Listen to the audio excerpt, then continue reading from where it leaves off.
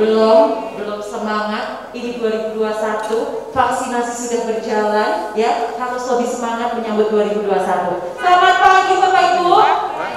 Nah, udah aja udah langsung begini, ya kan? Oke, senang sekali rasanya kita ada di sini. Yang pasti salam sejahtera untuk kita semua. Om Swastiastu, Shalom, Namo Buddhaya, salam kebajikan. Dan ini, saya senang banget deh. Beberapa kali masuk ke Creative Hub ini selalu menemukan sesuatu yang baru, Saya tuh mikir Bapak Ibu, ya, ini Bapak Ibu kita di pemerintah Kota Semarang itu tidurnya kapan ya? Kok misalnya Semarang tuh ada terus sesuatu yang baru, betul nggak Bapak Ibu? Betul ya? Oke, ini gedung ini kemarin diresmikan oleh Bapak Sandiaga Uno, betul ya Bapak? Bapak Sandiaga Uno hadir sendiri di sini dan sangat apresiasi apa yang terjadi, senang banget sama suasana yang ada di sini. Jadi kita orang Semarang juga harus bangga banget nih sama apa yang kita miliki. Ini adalah aset kita. Saya Tessa Gozal, pada hari ini saya ingin mengucapkan selamat pagi tentunya kepada seluruh Bapak Ibu, dan yang pastinya juga hadir di sini yang terhormat Asisten Administrasi Umum Ibu Mas Diana Safitri SH. Sehat Ibu? Alhamdulillah, senang sekali kita bisa bertemu kembali. Lalu juga sudah hadir Kepala Dinas Perindustrian Kota Semarang Bapak Dr. Andes Mustohar SHMU. Bapak semangat ya Bapak? Wah, kalau Bapak Soeharto pokoknya semangat terus gitu ya. Ada Ketua Nasional Indonesia Fashion Chamber IFC Mas Ali Karisma. Halo Mas Ali. Ada juga Ketua Apindo Kota Semarang Bapak Dedi Mulyadi. Halo Pak, kita ketemu lagi. Bidang Infrastruktur dan Teknologi Komite Ekonomi Kreatif Semarang Bapak Agung Trianto. Dan juga tentunya para UKM, IKM ya, para desainer yang ada di Kota Semarang. Selamat datang dalam acara talk show and fashion show, dan nanti kita akan ngobrol tentang fashion eksis di masa pandemi. Boleh tepuk tangan yang meriah dulu dong Bapak Ibu. Oke, ini kayaknya saya mau memulai dengan satu berita baik Bapak Ibu. Ya, saya baru dengar dari Kementerian Kesehatan mengatakan di kanal YouTube-nya bahwa di Indonesia ini percepatan vaksinasinya jauh lebih baik dari negara-negara yang ada di Eropa. Cakupannya vaksinasi pertama aja udah lebih dari 21%. Padahal kita udah masuk ke vaksinasi kedua. Artinya apa? Indonesia ada harapan yang luar biasa di tahun 2021 ini. Kita doakan bersama-sama Bapak Ibu, vaksinasi dipercepat, fashionnya naik lagi, setuju nggak? Ya, pameran-pameran naik lagi, semuanya walaupun dengan prokes. Saya sedang melihat wajah-wajah, mata-mata penuh dengan harapan pameran berjalan dengan lancar lagi. Ya betul Bapak Ibu? Ya, karena ini adalah wajah-wajah yang saya suka temui di pameran-pameran gitu kan ya. Mudah-mudahan tahun ini menjadi bounce back perekonomian yang ada di Indonesia, terutama di fashion. Karena kita tahu fashion luar biasa tantangannya. Pada saat awal pandemi 1 tahun yang lalu, semua orang kayaknya keep their money, duitnya disimpan terus, nggak beli apa-apa dan segala macam. Tapi nanti kita bahas, ya. Baik Bapak Ibu. Agar kita lebih semangat lagi, pada pagi hari ini kita akan awali acara dengan menyanyikan bersama lagu Kebangsaan Indonesia Raya. Hadirin dimohon berdiri.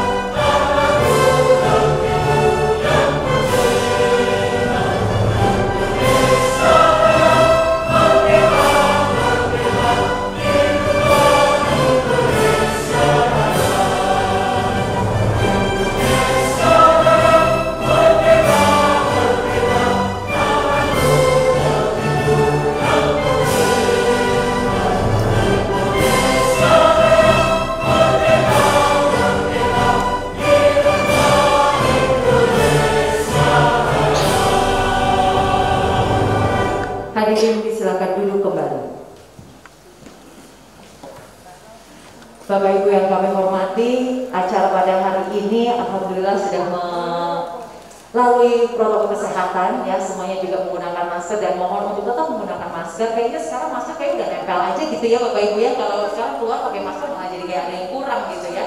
Jadi kita tetap prokes, kita tetap jaga jarak, kita tetap cuci tangan gitu ya, karena kita terus ingin nih angka kasus ini tetap landai, tetap di bawah begitu ya, agar dunia fashion ini juga makin naik. Dan yang pastinya Dinas Perindustrian luar biasa sekali sangat mendukung IKM Fashion ya Bapak ya, karena Semarang ini menjadi kota fashion kalau tidak salah, betul ya Pak ya, sudah dinyatakan sebagai kota fashionnya Indonesia. Berikan tepuk tangan untuk Semarang dong Bapak Ibu. Harapan-harapan desainer seperti baju yang saya pakai pada hari ini adalah karya dari ibu saya, bunda saya, Ibu Ina Priyono. Jadi ini aset luar biasa dari Semarang. Wah, saya selalu bangga kalau misalkan pakai baju hasil karya dari desainer-desainer kota Semarang. Baik, dan sekarang kita akan simak bersama terlebih dahulu. Akan ada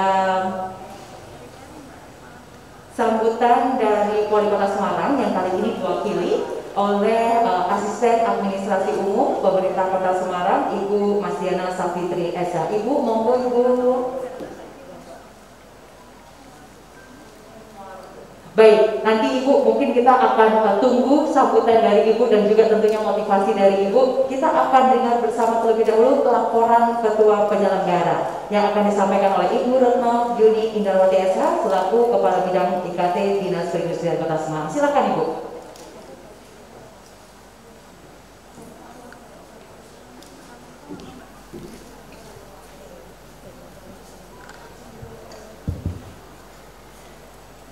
Di sini aja Pak, saya kualat di atas. Assalamualaikum warahmatullahi wabarakatuh. Yang terhormat yang mewakili Wali Kota Semarang, Asisten Administrasi Umum Ibu Masdiana Safitri SH.M. Yang kami hormati Kepala Dinas Perindustrian Bapak Mustohar SH.M. Yang kami hormati para pembicara, Bapak Ali, Bapak Dedi, dan Bapak Agung. Yang kami hormati seluruh para tamu undangan, komunitas, ketua komunitas Kota Semarang, IKM, dan para desainer yang berbahagia. Selamat pagi dan salam sejahtera bagi kita semuanya. Untuk kali pertama, marilah kita panjatkan puji syukur kehadirat Allah Subhanahu wa Ta'ala atas semua rahmat yang dilimpahkan kepada kita semuanya, sehingga pada kesempatan pagi yang berbahagia ini kita dapat berkumpul dalam suasana yang sehat walafiat dalam acara talk show fashion eksis di masa pandemi. Hadirin yang berbahagia, dasar dari kegiatan pagi ini adalah Undang-Undang RI Nomor 3 Tahun 2014 tentang perindustrian, kemudian Perda Kota Semarang Nomor 5 Tahun 20 tentang anggaran APBD. Kemudian maksud dari tujuan pada kesempatan pagi ini kita berkumpul di sini adalah untuk menggairahkan semua pelaku usaha ekonomi, terutama untuk bidang fashion, agar kita bangkit kembali. Di masa pandemi yang cukup 1 tahun ini melibas ekonomi kita, mari mulai hari ini kita bangkit bersama-sama menuju Semarang yang makin hebat. Kemudian pada kesempatan pagi ini dilaksanakan 1 hari saja. Kemudian tempat adalah di tempat yang kita cintai ini adalah Galeri Industri Kreatif Semarang Hub yang baru saja diresmikan Bapak Sandiaga Uno. Narasumber pada kesempatan pagi ini adalah dari Bapak Mustohar, Kepala Dinas Perindustrian, kemudian Bapak Ali Karisma dari IFC Pusat, Pak Dedi Mulyadi dari Apindo, dan Mas Agung selaku milenial ya di bidang digital. Kami mohon dengan hormat untuk mengikuti bersama acara ini dengan sampai selesai, dan selanjutnya kami mohon dengan hormat Ibu Masdiana Safitri untuk berkenan membuka acara ini secara resmi. Akhir kata kami sampaikan terima kasih atas kehadiran para Bapak Ibu sekalian. Mohon maaf apabila banyak kesalahannya. Wassalamualaikum warahmatullahi wabarakatuh. Waalaikumsalam warahmatullahi wabarakatuh. Matur nuwun Ibu Retno. Baik, dan selanjutnya kita akan bersama-sama menyimak sambutan dari Asisten Administrasi Umum Pemerintah Kota Semarang. Untuk itu kepada Ibu Masdiana, monggo Ibu, boleh tepuk tangan dong untuk Ibu Masdiana.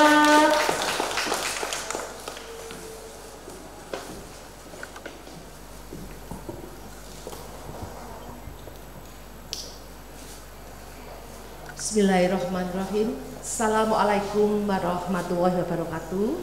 Selamat pagi dan salam sejahtera buat kita semua. Yang saya hormati, di sini hadir juga tokoh-tokoh fashion show ya. Saya senang kalau ada di sini Pak. Karena bagaimana bisa memanage saya bisa menjadi cantik seperti mbak-mbak nanti yang akan berlenggak-lenggok di catwalk ini. Yang saya hormati Pak Mustohan selaku Kepala Dinas Perindustrian. Kemudian yang saya hormati hadir di sini Ketua Nasional Indonesia Fashion Chamber dari IFC, Bapak Ali Karisma. Kemudian yang saya hormati Ketua Apindo Kota Semarang, Mas Dedi Mulyadi, dan juga Bapak Agung Trianto selaku bidang industri, infrastruktur dan teknologi Komite Ekonomi Kreatif Semarang. Dan di sini hadir juga para desainer kondang di kota Semarang, ada Bu Ina, Bu Inge dan sebagainya ya, yang mungkin karena ini saya juga nggak lihat satu persatu. Jadi dan seluruh peserta talk show yang hadir pada kesempatan pagi hari ini yang kami hormati dan kami cintai. Puji syukur kehadirat Allah Subhanahu Wa Taala atas rahmat dan karunia-Nya sehingga pada kesempatan pagi yang berbahagia ini kita masih diberikan satu kenikmatan, yaitu nikmat sehat, untuk bisa bersama-sama di ruang galeri yang sangat unik dan etnik ini dalam rangka khususnya pelaksanaan talk show dan fashion show, yaitu Fashion Exist di masa pandemi. Bapak dan Ibu yang saya hormati, sebelum kami menyampaikan sambutan, kami sampaikan pula permohonan Bapak Wali Kota yang sedianya hari ini akan hadir secara pribadi, tetapi karena kebetulan bersamaan dalam satu hari ini Bu, karena mau bulan puasa ya, semua kegiatan ini banyak sekali sehingga tanpa mengurangi rasa hormat Bapak Ibu sekalian, Bapak Wali Kota meminta kepada saya untuk hadir di acara ini. Bapak dan Ibu yang saya hormati, seperti kita ketahui bahwa di tahun 2020 ini sangat luar biasa, karena pada waktu masa pandemi saya yakin dampak daripada pandemi COVID ini tidak hanya di sektor kesehatan saja. Yang terpuruk adalah sektor ekonomi, termasuk di sini pariwisata, termasuk juga sektor industri fashion. Lah, pada tahun 2020 memang saya yakin semua industri fashion ini hanya memasang mode bertahan. Jangan sampai justru kreativitas kita itu membuat jebol dompet-dompetnya para industri fashion. Karena kalau saya lihat pada saat riset daripada Tirto ID tahun 2020 ini memang merupakan suatu tahun yang terburuk untuk industri fashion. Kita ketahui hampir dari 3/4 dari seluruh perusahaan fashion ini yang terdapat mengalami kerugian. Dan ini tidak hanya dialami di luar negeri, di Indonesia pun juga demikian. Saya kira begitu ya tahun 2020. Kemudian juga sejumlah gelaran fashion show yang selama ini bisa online tapi juga sekarang ini virtual semua. Karena pada waktu itu memang ada suatu pembatasan kerumunan, pembatasan dan sebagainya. Seperti halnya saya lihat dari Forbes mencatat, kalau nggak salah nanti bisa dikoreksi, bahwa mengenai berbagai lini busana dunia ini membatalkan kurang lebih 2,8 miliar pesanan, yang ini dari para pemasok dari Bangladesh. Tentunya ini mengakibatkan semua industri fashion ini menutup diri, dan juga akibatnya adalah pengangguran. 1,6 jiwa itu sudah mulai yang industri fashion ini juga banyak sekali yang kehilangan pekerjaan. Nah, di Indonesia sendiri menurut Menteri Ketenagakerja, pandemi COVID ini pelaku fashion Indonesia mengalami penurunan penjualan sekitar 70%. Nah, sekarang yang jadi masalah pandemi COVID pada waktu itu tahun 2020 sampai kapan selesainya? Hari ini bisa selesai, besok atau lusa atau tahun depan atau 5 tahun lagi, kita nggak tahu. Nah, saya yakin semangat daripada teman-teman kita yang dari fashion ini ya, dari industri fashion ini semangat yang luar biasa untuk di Kota Semarang, karena Semarang sudah dinobatkan sebagai kota kreatif untuk fashion ya Pak, kalau nggak salah tahun 2016 ya Pak ya, 2012 ya, 2017 ya, 2016 sampai 2018 industri fashion, sehingga kreativitas daripada sektor fashion ini harus kita gerakkan lagi. Alhamdulillah 2021 ini kalau kita memang mau bertahan dan bertahan, kita hanya masih pandemi memang demikian, tetapi apakah kita akan stagnan seperti itu? Nah, semangat dari panjenengan semua ini yang menggerakkan laju pertumbuhan ekonomi khususnya di Kota Semarang. Tahun 2021 ini sudah mulai menggeliat. Beberapa industri pariwisata yang di Kota Semarang juga sudah mulai sekarang mulai dibuka, mulai di kafe, resto dan sebagainya. Dan saya juga ketahui mengenai fashion yang dulunya hanya virtual, sekarang sudah mulai online ya Bu, ya sudah mulai kita secara fisik sudah ada fashion show. Tentunya semua ini harus dengan protokol kesehatan yang ketat.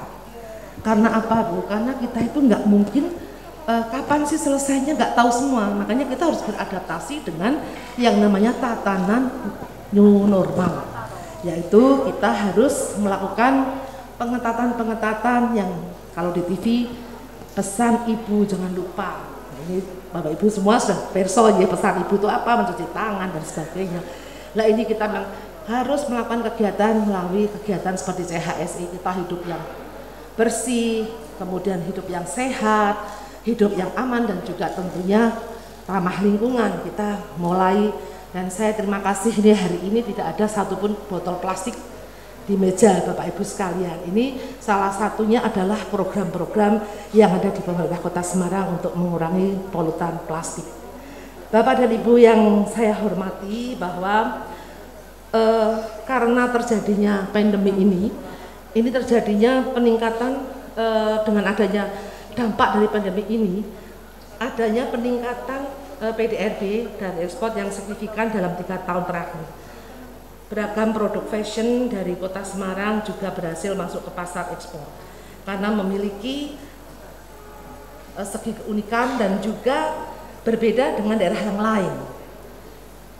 Banyak desainer-desainer Kota Semarang ini yang juga merupakan desainer tidak hanya nasional tapi sudah mendunia.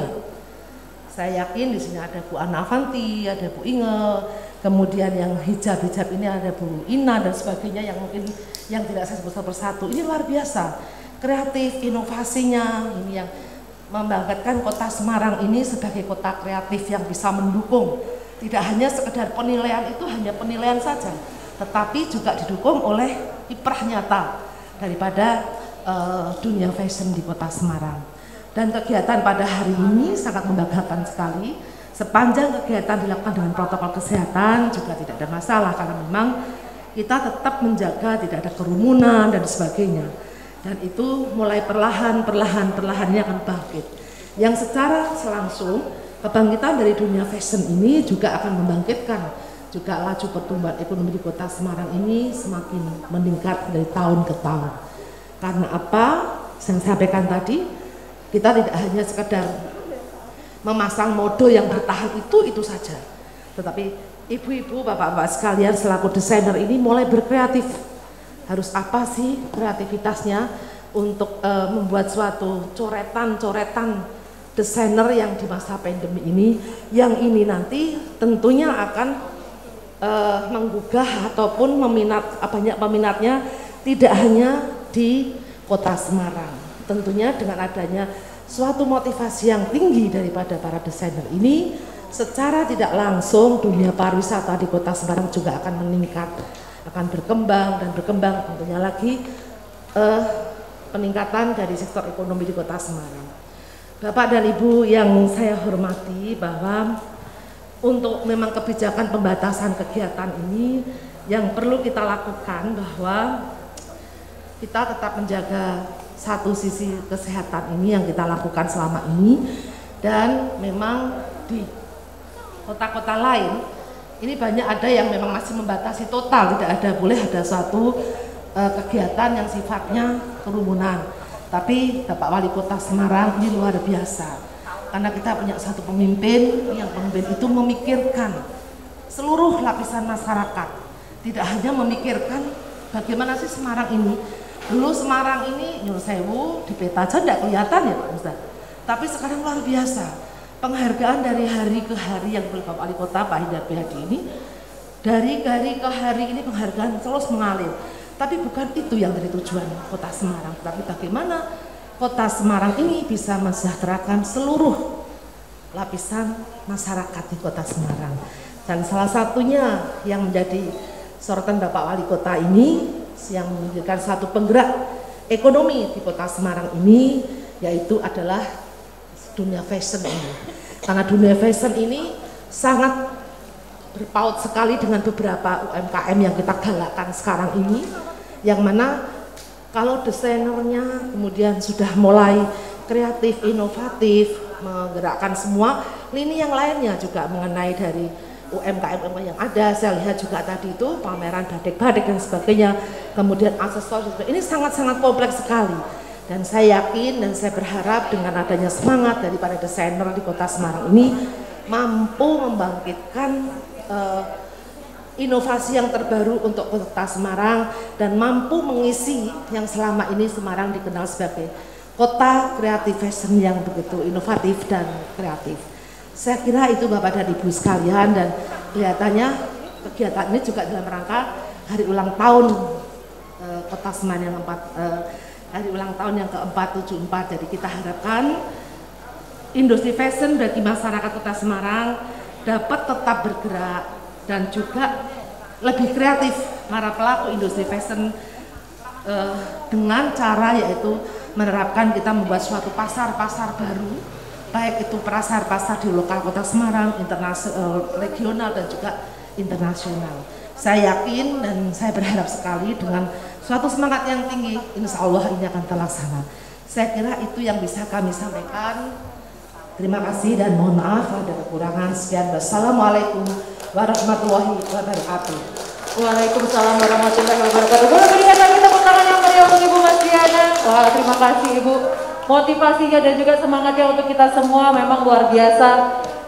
Dunia fashion ini sangat-sangat didukung, dan Bapak Ibu, semangat Bapak Ibu ini sebenarnya yang akhirnya menular ke kita-kita semua untuk bisa beradaptasi di masa pandemi. Nah, tadi Ibu Mas Diana sudah mengatakan bahwa memang di Semarang ini banyak sekali aset-aset desainer gitu ya, ataupun karya-karya fashion. Saya akan berikan sneak peek-nya dulu ya, incip-incipnya dulu ya Bapak Ibu ya, karena nanti kita akan ada fashion show-nya dari berbagai komunitas fashion yang ada di Kota Semarang. Tapi kita icip-icip dulu, kita lihat dulu. Ini dia, ini akan ada 24 desainer dari komunitas fashion Kota Semarang. Ini adalah parade fashion show dari Indonesia Fashion Chamber atau IFC Community, Benik, IPMI, CMC, Semarang IKM Fashion atau SIF, dan juga Universitas Negeri Semarang atau UNES.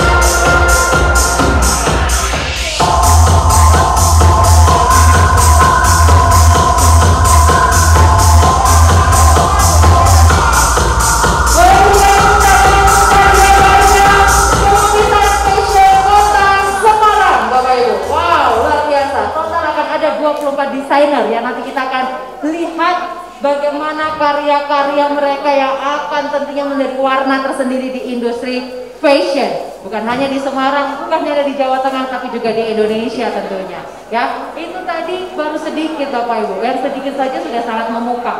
Memukau nggak Bapak Ibu? Kok nggak ada suaranya sih? Memukau nggak Bapak Ibu? Keren banget kan? Keren banget. Nah, nanti akan banyak hal-hal yang keren-keren juga ya. Dan ada juga Bapak Ibu juga bisa melihat koleksi-koleksi dari teman-teman dari komunitas fashion Kota Semarang ya. Itu baru bagian kecil, masih banyak hal-hal hidden gem banget lah pokoknya yang namanya fashion di Kota Semarang. Tapi memang yang namanya fashion ini menemukan tantangannya di masa pandemi. Gimana ya caranya biar kita bisa percepat industri fashion ini di masa adaptasi. Kita udah bukan ngomongin new normal lagi, kita ngomongin udah now this is our normal, right? Ini kita harus beradaptasi. Jadi gimana caranya? Itulah dia, kita akan diskusi.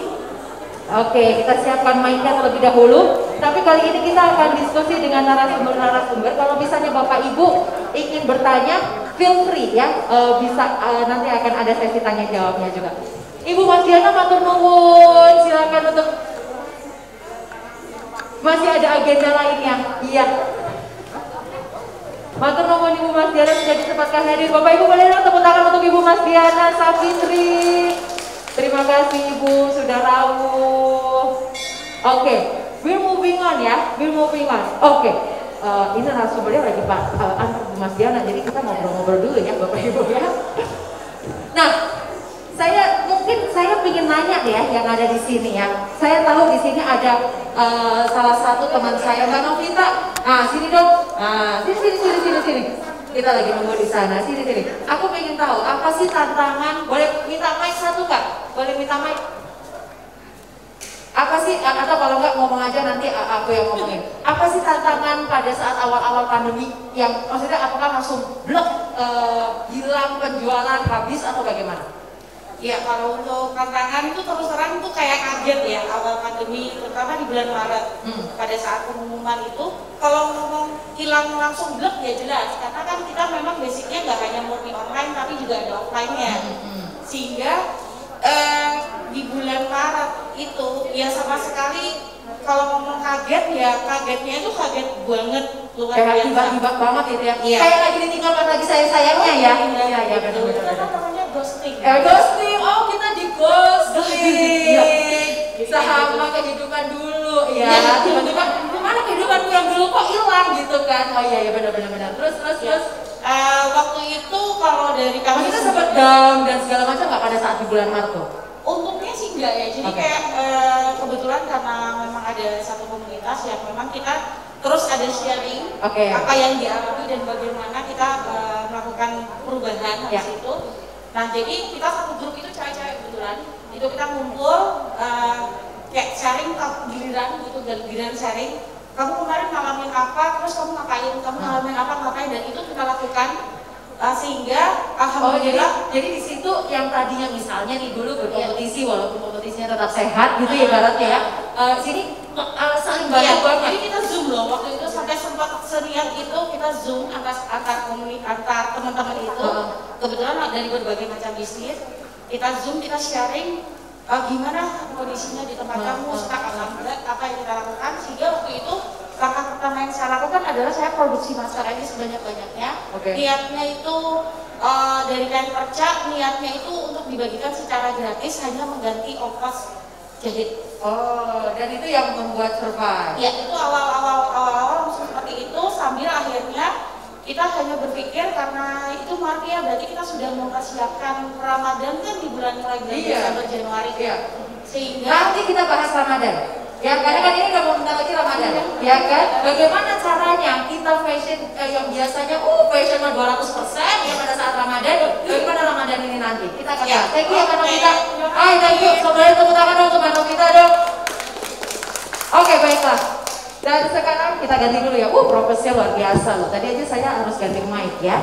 kayaknya saya akan langsung undang aja untuk ke depan kita bisa sharing-sharing Kepala Dinas Perindustrian Kota Semarang, Bapak Mustohar, lalu ada Ketua Nasional Indonesia Fashion Chamber, Mas Ali, ada Ketua Apindo, Pak Dedi, dan juga Bidang Infrastruktur dan Teknologi Komite Ekonomi Kreatif Semarang, Bapak Agung. Boleh dong untuk bersama-sama di sini? Pak Mustohar boleh maju Pak. Nah, Mas Ali juga, Pak Dedi juga, Pak Agung mana ya tadi ya? Pak Mustohar yang sebelah saya dong ya. Silahkan kita ngobrol dulu nih. Fashion eksis di masa pandemi, apalagi sebentar lagi Ramadan. Pak Mustohar bisa di sini. Nah, urut aja nih. Nah, ini tepat di bawah foto-fotonya Pak Mustohar, ini tepat di bawah foto-fotonya Pak. Nah, saya di posisi di pinggir. Ini udah enak banget nih. Nah, nggak apa-apa. Oke, baiklah. Nah, ini saya langsung kayaknya mau langsung ke Pak Mustohar deh. Pak Mustohar, ini kan tadi ya kita ngomong fashion dampak udah pasti, tapi ini ada harapan bahwa sebentar lagi Ramadan, gitu kan ya Pak? Sebentar lagi Ramadan. Yang biasanya kalau desainer itu gak cuma desainer sih Pak, semua pengusaha ya, mungkin dari Apindo juga, kalau Ramadan tuh berbunga-bunga karena biasanya omsetnya naik gitu Pak. Kalau dari Dinas Perindustrian sendiri, apa sih yang sudah disiapkan untuk akhirnya membuat para fashion designer ini menjadi kondusif Pak, lingkungannya dan segala macamnya? Monggo bisa sharing Bapak. Bisa eksis gitu Pak fashionnya. Sampun Pak, itu kayak adzan maghrib Pak nanti Pak. Belum Pak, seminggu lagi kita nantikan adzan maghrib. Ya, terima kasih Mbak Nesa. Terima kasih Pak Ali Harisma yang dari jauh-jauh ya, Sugeng-Rawu di Semarang. Dan terima kasih dukungannya selama ini untuk kota. Saya juga berharap dukungan ini berlanjut Pak Ali ya. Terima kasih Pak Dedi ya, selalu bersama kita ya. Mas Agung ya, ini tokoh muda pakar digital marketing ya. Jadi gini Mbak Nesa dan Bapak Ibu sekalian, saya ingin menyapa untuk semua ya, desainer juga perabat, perawati dan semua pegiat pelaku fashion Kota Semarang. Yang pertama tentu saja kita syukuri Mbak Nesa, kita syukuri ya, bagaimana kondisi Kota Semarang ini yang mendapat atribut gelar sebagai kota kreatif Semarang, kota kreatif fashion ya, itu nampak tetap berkomitmen ya, dan konsisten eksis dan masuk di era pandemi ya. Jadi beberapa kegiatan yang sifatnya virtual maupun yang langsung offline gitu ya, yang digelar seperti ini sudah beberapa kali dilaksanakan, itu kita syukuri. Dan termasuk menjelang Ramadan ini ya, kegiatan hari ini termasuk mempublikasikan ya kepada publik, kepada masyarakat bahwa sebenarnya pelaku-pelaku, pegiat-pegiat fashion itu siap menghadapi Ramadan. Apapun yang diminati oleh masyarakat, insya Allah teman-teman siap ya. Mau pengen baju yang seperti Mbak Nesa, siap. Kemudian yang mungkin agak longgar lagi, siap. Karena dari FPMI dan sebagainya siap kok ya. Mau masuk baju koko untuk Pak Mus, siap. Gitu. Jadi moga-moga istilahnya gayung bersambut begitu ya, gayung bersambut. Dan beberapa waktu yang lalu kita juga kerjasama dengan BPLK ya Pak Dedi ya, kerjasama dengan BPLK kita mencoba membaca tren ya, tren forecasting fashion ya, itu bagaimana, termasuk ya tentu saja tren forecasting paksa untuk mungkin momen Ramadan begitu Mbak Nesa. Ya, artinya Dinas Perindustrian siap dukung lah ya Pak ya. Nanti Ramadan pada saat bulan puasa akan ada stimulan-stimulan untuk para fashion designer nggak Pak? saya kira naluri teman-teman pegiat pelaku fashion di Kota Semarang ini sudah cukup bagus. Jadi tentu saja memanfaatkan berbagai media, kan media yang digital, kan media yang konvensional begitu ya. Tetapi tetap teman-teman naluri bagaimana membaca peluang ini, saya kira kita yakin lah. Tinggal kita itu istilahnya menyemangati, memotivasi, memfasilitasi ya, juga ya Pak ya. Memfasilitasi ya, itu yang kita harapkan, dan kita sudah tradisikan, sudah kita tradisikan bahwa bagaimana kita mengawal kota kreatif fashion Semarang ini ada tiga nilai, tiga spirit, tiga kekuatan yang kita tradisikan untuk kita tumbuhkan, kembangkan. Jadi yang pertama itu kolaborasi, bergandengan tangan, kerjasama, gotong royong, ya semua. Kemudian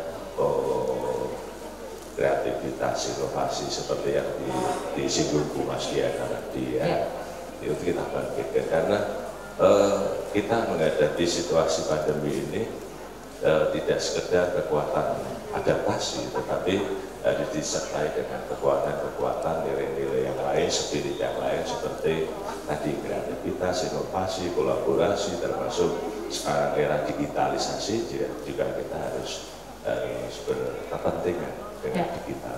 Oke, dan nanti digital nanti kita ngomong sama Pak Agung ya nanti ya ngomongin digital. Karena di sini ada Pak Ali, kita pastinya ingin tanya juga tentang fashion ini setelah 1 tahun kita berada dalam kondisi yang tentunya sangat-sangat tidak ideal untuk kita semua gitu ya. Pak Ali, kalau ini sekarang fashionnya gimana nih di pandemi 1 tahun ini Pak? Monggo. Jadi sekarang tuh gimana sih fashion? Apakah masih kembang kempis? Apakah apa sudah mulai menemukan secerca harapan atau bagaimana gitu? Ya, terima kasih Mbak. Jadi fashion tentunya seperti industri lain juga kita terdampak lumayan ya sama yang tadi di-report sama Ibu tadi, yang 70% sangat masuk akal.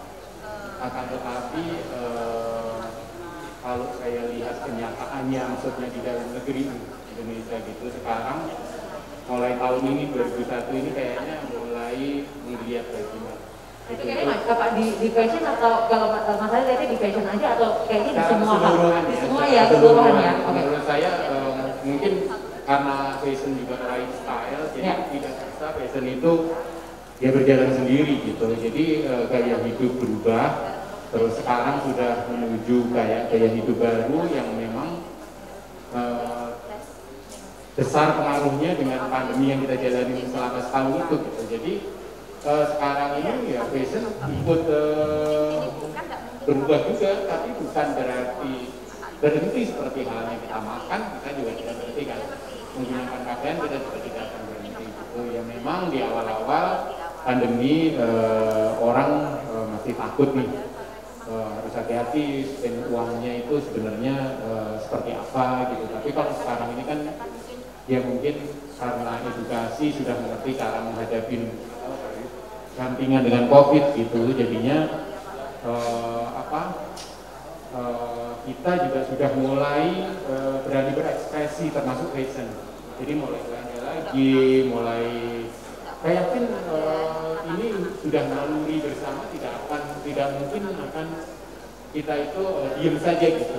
Jadi kita harus bisa mengatasi kondisi sekarang, dan menurut saya ini hal yang sangat positif, dan di dalam fashion sendiri pengaruhnya itu besar gitu. Jadi mungkin teman-teman di sini banyak pelaku atau wedding designer, ada yang beauty corner, ada yang semuanya produser fashion. Nah, yang datang di sini, nah saran saya juga harus memperhatikan perubahan gaya hidup, yang mana perubahan gaya hidup itu biasanya disebut tren gitu. Nah, sekarang trennya apa sih? Yang dimaksud tren itu bukan sekedar bentukannya seperti apa itu bukan gitu, tapi orang tuh kenapa orang tuh sekarang tuh lagi memburu produk apa di fashionnya. Oh, jadi tren itu bukan hanya berkata tentang warna, cuttingan, ya, oversize atau enggak, bukan cuma itu ya? Ya, itu efek daripada perubahan gaya hidup itu terbentuklah tren-tren yang tadi warnanya harusnya kalau gaya hidup seperti ini yang diminati seperti ini, seperti itu. Okay. Jadi contoh ini pengaruh mungkin teman-teman semua yang perlu tahu efek pandemi ya mungkin orang itu sekarang lebih menjaga itu ya. Jadi gaya hidupnya apa olahraga. Betul. Ya kan. Jadi itu sudah pasti gaya-gaya sporty olahraga atau pakaian olahraga yang lebih modis. Karena biasanya kalau dulu ya udah baju olahraga ya baju kaos basic. Iya, kaos, celana, training yang ada atau bekas dulu dari kantor gitu. Ini seragam dari kantor gitu. Nah kalau sekarang kan itu etalase juga, orang berolahraga itu salah satu tempat untuk tampil gitu. Betul. Jadinya sekarang mau goes atau mau lari atau mau apa, mereka memperhatikan. Enggak nih, ini keren gak nih sebenarnya? Saya kan habisnya foto, lari ya kan? Larinya 10 menit, foto-fotonya 40 menit, cari sarapannya setengah jam. Nah, itulah bahan pandemi yang memang sebenarnya kalau kita lihat itu adalah kesempatan. Jadi pakaian, desain atau workwear, baik itu yang hijab maupun yang konvensional, ini adalah akan besar ke depannya atau gaya sporty karena orang sekarang sporty itu bukan berarti baju olahraga ya. Sporty itu gaya yang pakaian yang gampang untuk beraktivitas kayak gaya-gaya ready to wear-nya Amerika itu juga disebut namanya sporty. Baju-baju ready to wear yang apa kayak celana ya yang mudah untuk beraktivitas gitu. Kayak daily wear gitu ya. Bahan-bahan yang dia panas di Indonesia tentunya itu akan besar juga yang kaos, bahan kaos tapi yang bukan sintetis gitu. Nah ini akan besar, gede sekali juga. Terus di masa pandemi juga orang kan beraktivitas mayoritas dari rumah. Ya jadi sekarang ini kita sudah setahun nih kita ada meeting dari rumah, sekolah dari rumah, bahkan belanja pun juga dari rumah. Belanja sayur aja di rumah sekarang. Iya. Nah sekarang apa yang seharusnya peluangnya apa sih sebenarnya dengan kita melihat positifnya aja ya. Jadi tidak melihat negatifnya, kita melihat positifnya. Jadi berarti pakaian-pakaian yang kita pakai nyaman untuk di indoor, outdoor, dalam artian ya kayak sekarang nih gitu loh. Sekarang kan di sini AC-nya tidak terlalu dingin gitu. Nah kalau di rumah juga sama, tidak semua ruangan kan dingin. Betul. Ruangan panas, ruangan harus menggunakan pakaian yang nyaman. Iya. Nah ini challenge bagi teman-teman yang datang di sini, jadinya harus ini tren berikutnya adalah pakaian yang nyaman di AC, di ruang AC juga tidak terlalu kedinginan, tapi bagi luar nyaman. Tadi sempat kita bahas bahan-bahan natural kayak viskos yang buatan Indonesia 100% itu akan sangat mendukung tren ini. Dan itu dari Indonesia ya? Iya, jadi seratnya dari Indonesia, tidak perlu impor. Jadi bulu hilirnya Indonesia nih? Iya, dapat semuanya. Dan ini viskos itu bahasa lainnya adalah rayon. Jadi kalau rayon bahasa Amerika bilangnya, tapi kalau orang Eropa itu bilangnya viskos. Oh gitu. Jadi Anda orang Amerika atau orang Eropa nyebutnya? Rayon atau viskos ya? Sama aja sebenarnya. Tapi kalau di pasar biasanya orang bingung, oh ini bukan viskos, ini rayon. Rayon, iya. Padahal itu sama saja. Oh, oke. Mas Adi, nanti kita lanjutin ya. Saya ke Pak Dedi dulu. Pak, ini sebagai kita waktu itu di awal-awal pandemi kita sempat ngobrol ya Pak ya, bagaimana akhirnya pengusaha struggle gitu kan ya di awal-awal pandemi. Nah ini setelah setahun ini gimana sih Pak? Terutama mungkin di fashion juga nih. Bagaimana Anda melihat para pengusaha ini? Apakah udah emang ya udah oke kok gitu? Udah oke dibandingkan apa? Nah itu silakan monggo. Terima kasih Bang Gatot, para fashion semua yang hadir di sini. Bu Lina juga nih kawan saya di alamat pojok sana. Jadi memang kita sudah bersetahun ya kan, kedatangan tamu tidak diundang, yang membuat semua berubah ya. Jadi awal-awal memang shock juga ya, karena kegiatan-kegiatan ekonomi terganggu, pertama yang dan skala besar seperti saya ini banyak ya penundaan order, pembayaran yang terlambat, barang di cancel, di gudang sehingga cash flow terganggu. Nah ini Ya, Bapak Denny lagi curhat. Jadi kalau misalnya Bapak Ibu mengalami hal yang sama, nggak sama nih. Temennya banyak gitu ya Pak ya. Terganggu 3 bulan juga berat. Jadi ya akhirnya kita juga banyak membagikan kegiatan-kegiatan sosial, ada barang-barang yang ada dikerjakan adalah sebagai nganggur yang bikin masker, bikin hazmat untuk alat-alat pelindung diri. Ya akhirnya tetap namanya pengusaha harus berusaha bagaimana supaya kegiatan itu berjalan. Tidak mungkin kita langsung stop begitu, tidak mungkin, pasti kita harus berjalan.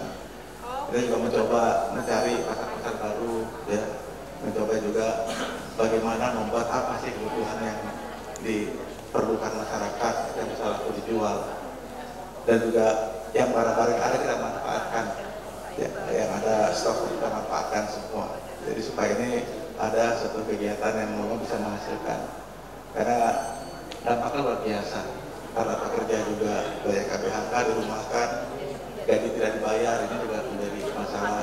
Seperti disampaikan tadi Mas Ali, bagaimana fashion ini kan siklus sebenarnya prosesnya. Dia berputar, model-model berputar kan itu saja, dari mulai bawah ke atas segala macam. Tapi pada akhirnya ada satu juga namanya pakaian itu kan kebutuhannya bermacam-macam, orang butuh, kepentingannya macam-macam. Waktu kita kerja itu ada juga barang-barang ternyata yang kalau di luar itu banyak yang membeli untuk ini pertanian dan tambang, bahan tambang, pertanian, carpenter, tukang cat. Jadi bagian itu ternyata laku, tukang paku segala macam laku. Dan juga kita juga buat pakaian-pakaian yang lebih sederhana, tidak bersedet tapi casual, ya. Ternyata laku juga. Saya cek teman-teman juga, ternyata yang laku pada waktu pandemi kesini itu underwear malah laku. Karena orang kan di rumah mandinya sering mandi. Jadi underwear tuh eksis, underwear tuh eksis. Ini kayaknya saya baru dengar juga. Yang di dalam mungkin kalau jago. Jadi itu laku. Kedua lebih ke casual, kita banyak bikin ke casual. Pakaian itu orang lebih banyak ke arahnya tidak pakai yang setiap hari ganti, tapi denim itu lebih banyak karena denim itu kan bisa dipakai berhari-hari. Ini juga lama gitu, bisa sebulan baru dicuci gitu. Jadi nggak ini tadi kegiatannya banyak memang. Dari segi materialnya itu yang tidak panas, yang nyaman dipakai. Sehingga memang industri pada waktu awal-awal ini 6 bulan itu agak terpuruk, habis 6 bulan itu agak menaik. Sekarang ini sudah mulai agak bergerak kembali. Dari Desember kemarin sudah mulai. Udah mulai ya Pak ya. Kayaknya ini kalau dari Apindo melihat Ramadan ini gimana Pak kalau dibanding Ramadan yang lalu Pak? Jadi di tempat ini kan memang ada pembatasan pulang mudik saya rasa. Mungkin prediksi saya sih mungkin lebih cenderung menurun karena kegiatan-kegiatan terbatas. Kedua juga biasanya orang kita ini kan pakai untuk show juga, pulang kampung, pakai berapa model membeli.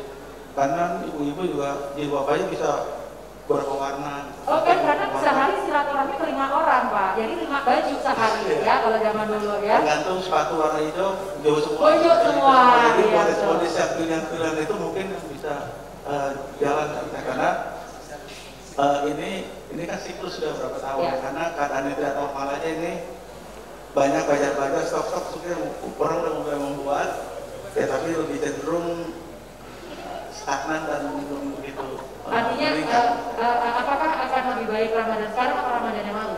Kalau menurut ini lebih baik karena adanya vaksin sudah lebih yakin bergerak. Ada juga kegiatan-kegiatan memang yang sudah dilaksanakan seperti ini ya.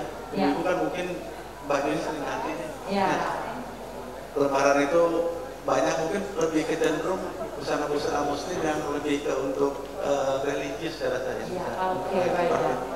Jadi artinya kita punya harapan Bapak Ibu Ramadan ini mudah-mudahan menjadi ya lebih baik dibandingkan Ramadan tahun lalu tuh benar-benar soalnya ya Pak ya itu benar-benar masa awal pandemi.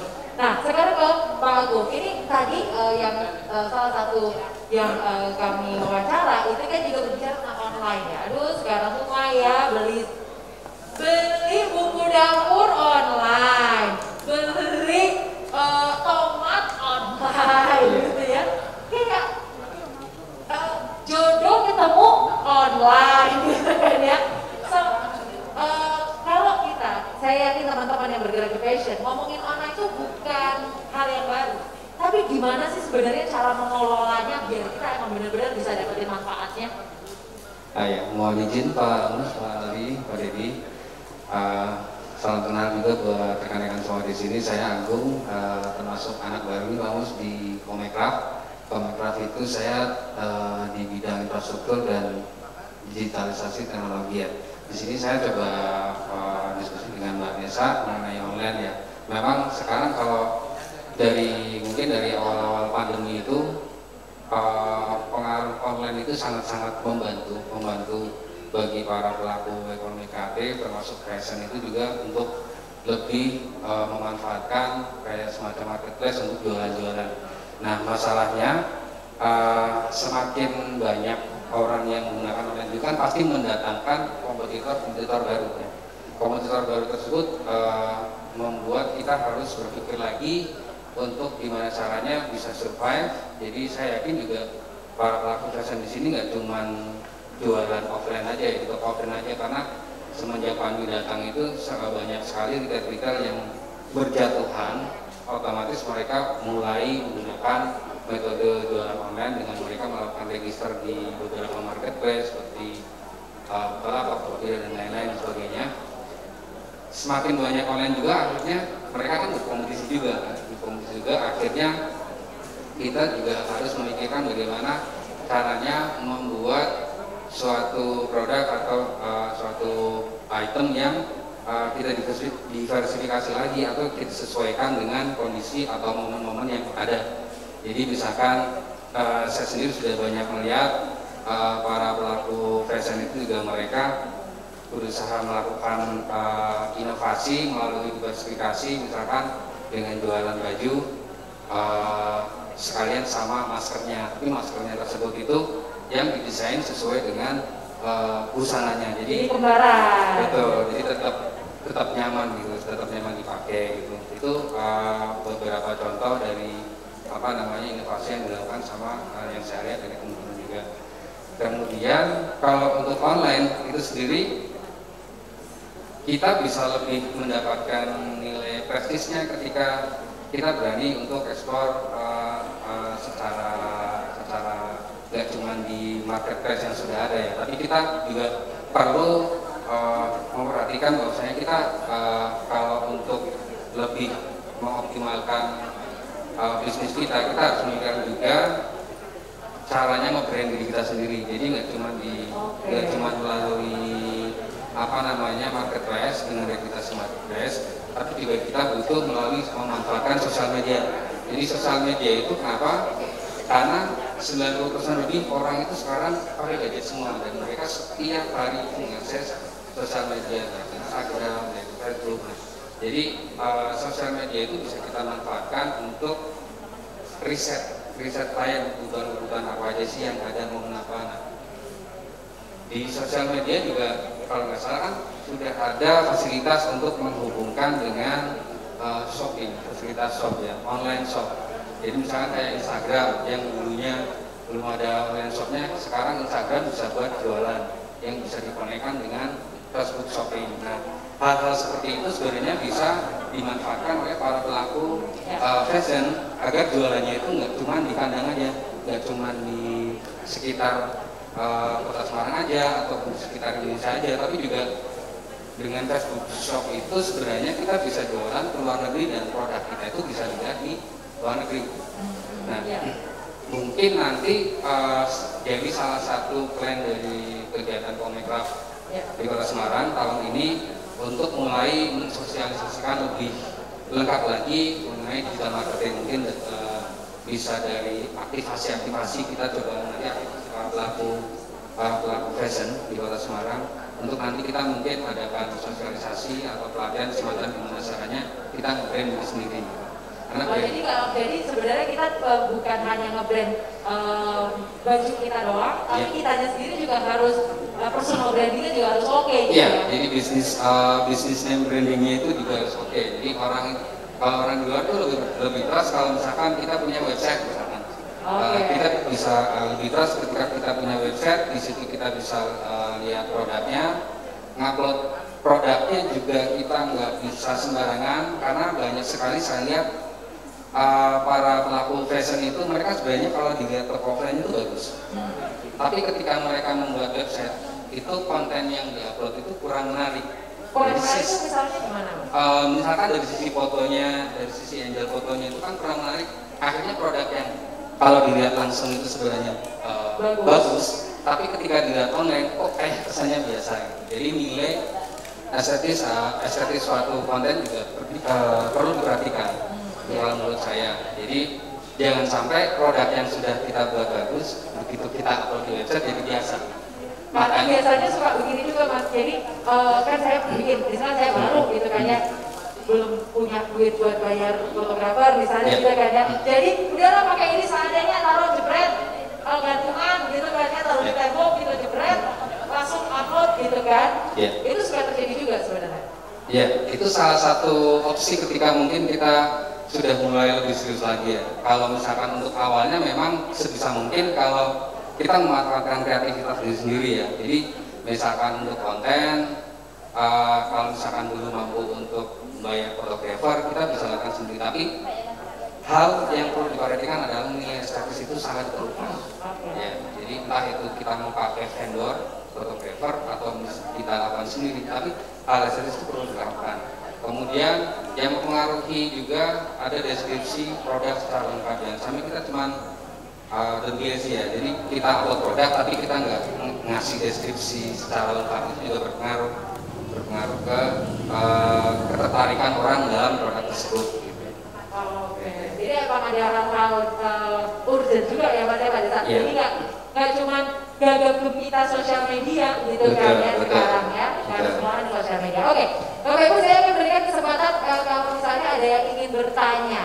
Nah, ya tadi saya bilang bahwa ini kesempatan kita bisa ngobrol, sudah dihadirkan Mas Ali juga dari Jakarta gitu kan ya, Pak Dedi juga, Mas Abi juga, Pak Musahar juga. Boleh kalau misalnya ada yang ingin bertanya, bagaimana nasib brand saya ini ya Pak? Itu. Ya mari kita berdoa pada Tuhan Yang Maha Esa gitu ya. Ada yang ingin bertanya di sini? Semuanya? Saya melihat ada tatapan-tatapan tangan, itu enggak ya? Enggak ya, tatapan masih isi semua ya di sini ya? Ya, oke. Oke, maybe next question ya, karena di sini kita akan ada fashion show, betul ya? Oke, Pak Musahar, sebagai akhirnya dinas perindustrian yang tentunya memfasilitasi dan segala macam gitu ya. Apakah memang kan tadi sudah dikatakan sosial media sangat memegang peranan yang sangat penting. Terus habis itu tadi Pak Dedi dan juga Mas Ali juga ngomong tentang tren dan segala macam gitu ya. Di masa pandemi ini akan ada atau sudah ada kayak pelatihan-pelatihan walaupun itu virtual atau apa yang memang untuk akhirnya mendukung mereka fashion bisa bertahan nggak? Atau yang akan dilaksanakan ke depan begitu untuk mendukung mereka tetap bertahan di masa pandemi bagaimana?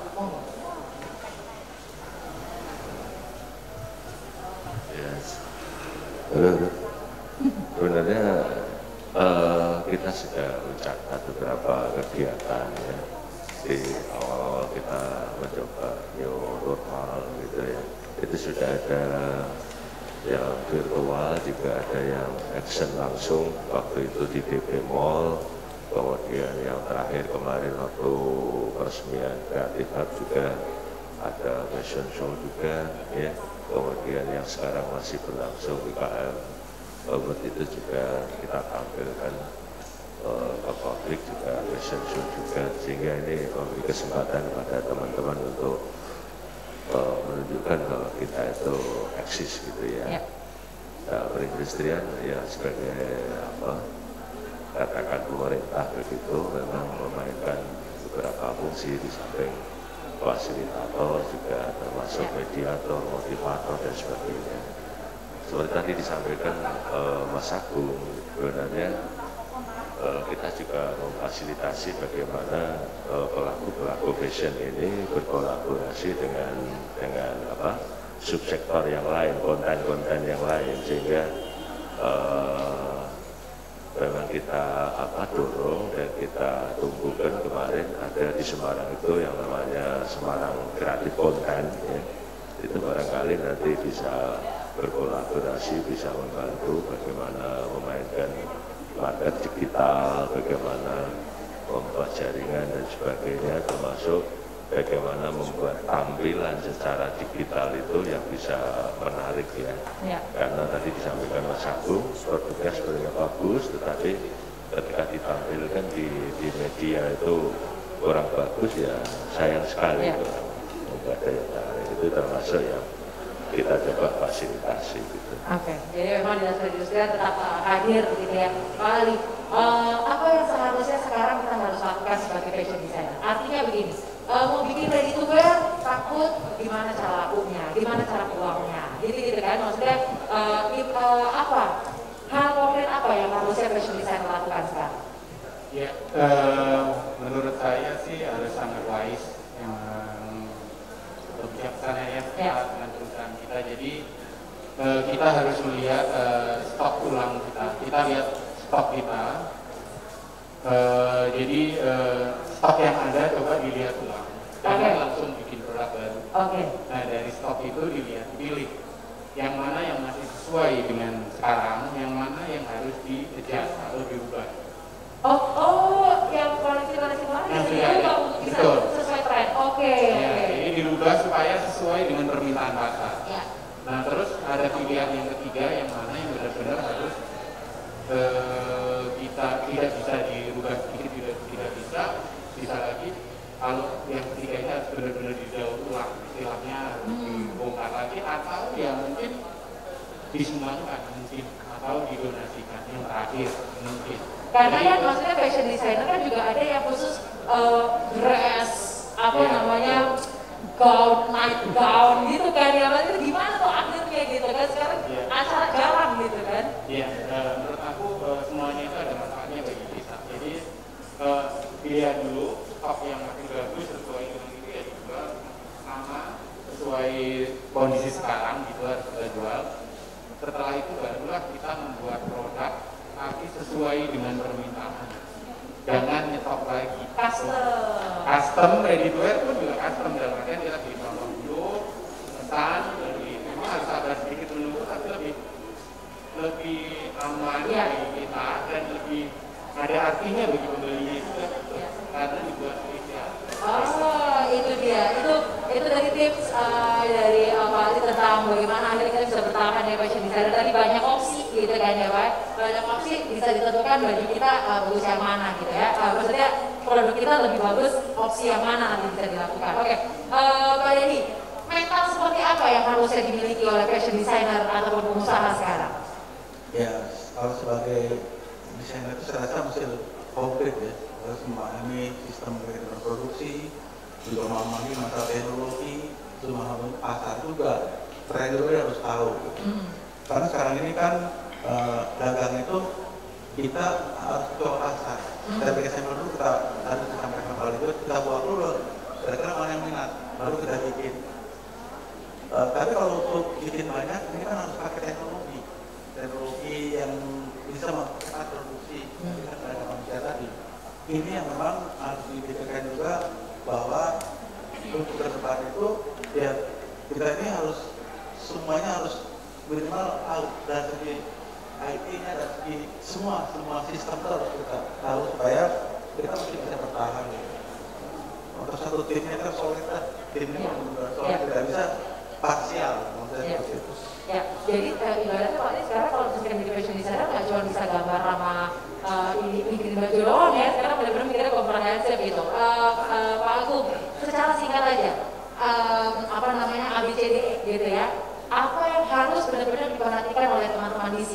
pada saat saya yakin nih mereka semua udah jualan lewat Instagram, udah pasti gitu kan, lewat Facebook, Instagram udah pasti.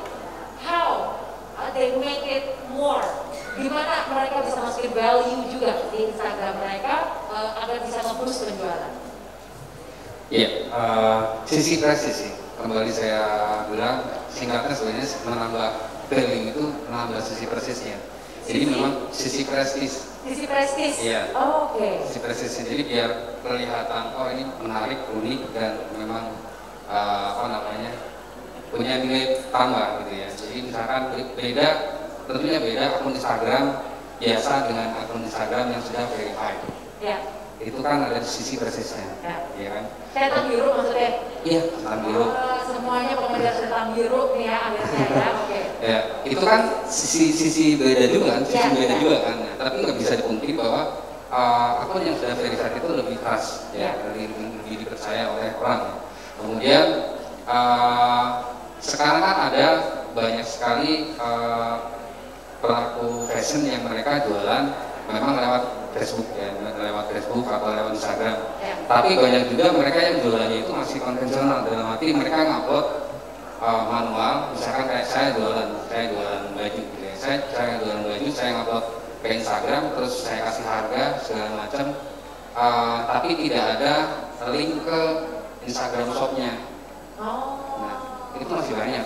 Jadi saya yakin di Semarang di sini. Saya cek juga salah satu pelaku fashion di Kota Semarang bernama, saya lihat juga belum ada Instagram shopnya. Tapi dia di websitenya sudah ada. Di websitenya itu sudah ada komersnya, tapi hanya sebatas pre-order. Kemudian untuk pengirimannya, terus kalau misalkan orang dari luar nih, produk Semarang itu bagus-bagus Pak. Tapi saya lihat, misalkan orang dari luar negeri gitu, mereka nggak bisa luasain gimana caranya dapetin produk ini. Itu PR dari sisi IT yang coba nanti kami bareng-bareng sama rekan-rekan. Kamu diskusikan kali ya untuk bisa, karena benar sih banyak yang punya website, tapi kan aku udah punya website. Gitu, kan, tapi aku nggak ngefek gitu. Iya. Karena pengemasannya. Jadi setelah punya websitenya itu apakah bisa diintegrasikan dengan Instagram Shop atau tidak? Nah, itu mungkin hal-hal yang perlu nanti kita sampaikan atau kita bantu untuk fasilitasi supaya memang website tidak cuma sekedar website, akun jualan Instagram tidak cuma sekedar akun jualan Instagram gitu. Kita pengen semuanya itu bisa bermanfaat dan memaksimalkan teknologi yang ada. Dan juga nge-link ya Pak ya. Oke, baiklah. Oke, boleh dong berikan tepuk tangan kepada narasumber kita. Ini artinya kita disini diingatkan bahwa iya sih, aku emang udah punya Instagram, udah jualan dan segala macam gitu kan. Tapi kok gitu-gitu aja ya omsetnya. Nah itu mungkin yang harus dikulik. Nanti mungkin bisa ada kolaborasi dengan industri kan bikin webinar. Aduh sekarang tiap hari ada webinar, bisa 20 kali webinar dalam sehari gitu ya. Itu ya nanti kita akan pikirkan. Oke, Pak terima kasih Bapak narasumber, kita bisa kembali untuk kita foto dulu boleh nggak? Foto dulu ya, boleh di sini. Nah, boleh di situ aja kayaknya ini agak sulit. Kita foto dulu boleh untuk Pak narasumber. Nah, silakan. Oh, makanya saya ikut. Alhamdulillah, terima kasih Bapak ya. Biasanya MC nggak ikut. Oke. 1, 2, 3.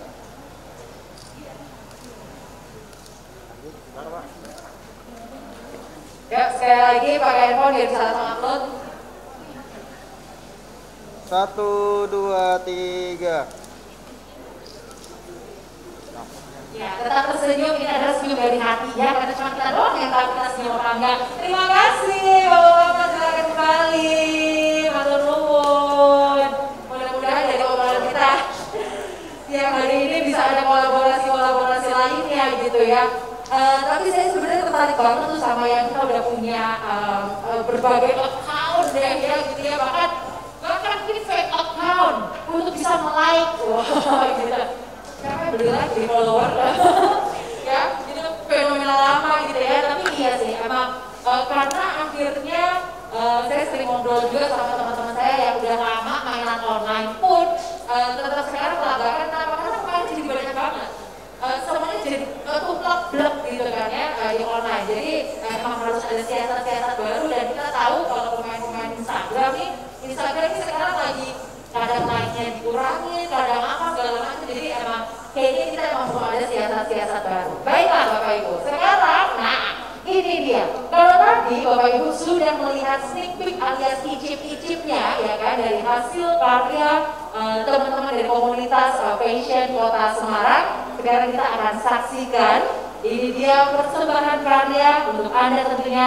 This is for you, Diversity in Harmony.